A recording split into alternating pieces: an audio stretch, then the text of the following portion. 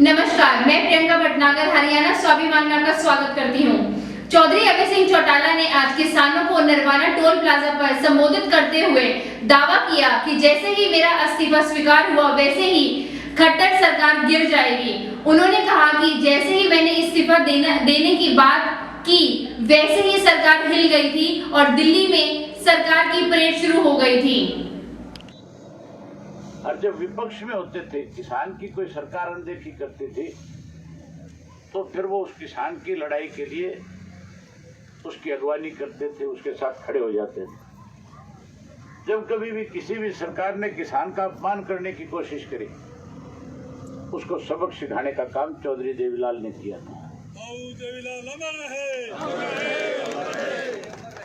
हमारा तो उस दिन ही फैसला हो गया था पार्टी का, जिस दिन ये दस्तावेज ये जो कानून बनाने के लिए जब ये पेपर पब्लिश किए थे, तो हमने जैसे इनको देखा, पढ़ा, प्रदेश कार्यकारिणी की मीटिंग बुला करके जहां इस प्रस्ताव को कंडम किया, वहीं एक प्रस्ताव केंद्र की सरकार को भेजा था कि तीनों काले कानून वापस लिए जाने चाहिए। उसके बाद जिले के हेडक्वार्टर के ऊपर पार्टी की तरफ से अलग अलग नेताओं की ड्यूटी लगा करके हमने फिर मेमोरेंडम दिए थे, ये काले कानून खत्म होने चाहिए। और जब से ये आंदोलन अपने हरियाणा प्रदेश में पंजाब के साथियों ने आकर के बॉर्डर पे बैठ करके शुरू किया, हमने हमारी पार्टी के जो बॉर्डर के साथ लगते हुए जिलों के कार्यकर्ता थे, उनकी ड्यूटियां लगाई कि बिना किसी बैनर और झंडे के पंजाब से, राजस्थान से, यूपी से, राजस्थान से, मध्य प्रदेश से आए हुए किसान की मदद करो, जहां उनकी मदद करो वहीं इस एजिटेशन को और मजबूत करो और ताकतवर बनाओ। इसके लिए भी अपनी तरफ से उनमें विश्वास पैदा करने का काम करो। अभी मेरे से पहले जिक्र कर रहे थे कि मैंने इस्तीफा सौंप दिया। मैंने इस्तीफा इसलिए दिया, मैं जब सरसा से लेकर के हजारों ट्रैक्टरों को वहां साथियों को टीकरी के बॉर्डर पे छोड़ने गया, तो मुझे बहुत से साथियों ने इस बात के लिए कहा कि चौधरी देवीलाल हमेशा बड़े से बड़े पद को त्याग करके किसान के साथ खड़े हो जाते हैं, आपको इसके लिए पहल करनी चाहिए। मैंने कहा निश्चित रहो, मेरे लिए विधायक का पद कोई अहमियत नहीं रखता है। हमने तो पता नहीं कितने विधायक बनाए और कितने विधायक बनने के बाद इस पार्टी को छोड़ करके दूसरी पार्टियों में चले गए।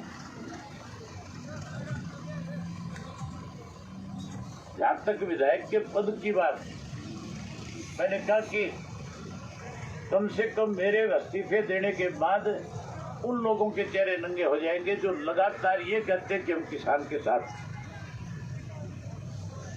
हम सत्ता में रहते हुए किसान की मदद कर रहे हैं।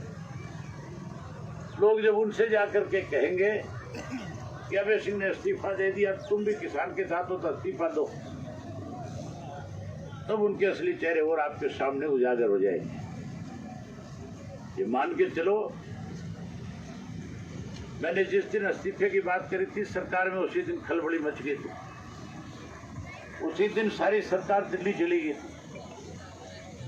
27 को जब मेरा इस्तीफा मंजूर हो जाएगा, उसके बाद आप ये मान करके चलो, बहुत सारे एमएलए जो किसान की बात करने वाले हैं उनको मजबूर होकर के इस्तीफे देने पड़ेंगे और ये खट्टर की सरकार जो है इसको सत्ता से बाहर होना पड़ेगा। जब इस तरह के निर्णय होंगे तो फिर देश के प्रधानमंत्री को भी सोचने पे मजबूर होना पड़ेगा। मुझे लगता है ऐसे हालात भी हो सकते हैं कि भारतीय जनता पार्टी के बहुत सारे मेंबर पार्लियामेंट, बहुत सारे विधायक जो ग्रामीण अंचल से चुन करके आते हैं, उनको भी इस्तीफा देने पे मजबूर होना पड़ सकता है।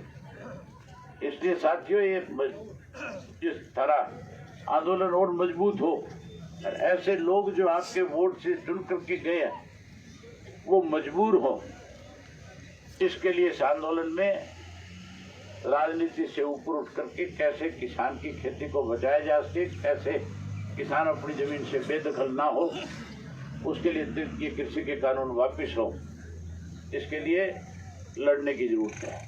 आज तो पगड़ी की लड़ाई है कि नहीं है? तो खास करके नौजवान साथियों से कहूंगा कि आप अपने अपने घर से ट्रैक्टर लेकर के, ट्रैक्टर में भी एक काम और करना, एक ट्रैक्टर के पीछे 2 टोचन कर लेना, ताकि तेल भी कम बढ़े, खर्चा भी कम लगे, आदमी भी पूरे जाए, ट्रैक्टरों की गिनती भी ज्यादा होगी कि नहीं होगी? ये नए ट्रैक्टर वाले नहीं जाते 3-3 4-4 जोड़ के, उसी तरह जोड़ के ले आओ। यही बात करने आया था, आपने मेरी बात सुनी, आपका बहुत धन्यवाद। सटीक, स्पष्ट, बेबाक खबरों को जानने के लिए बने रहे हरियाणा स्वाभिमान पर। धन्यवाद।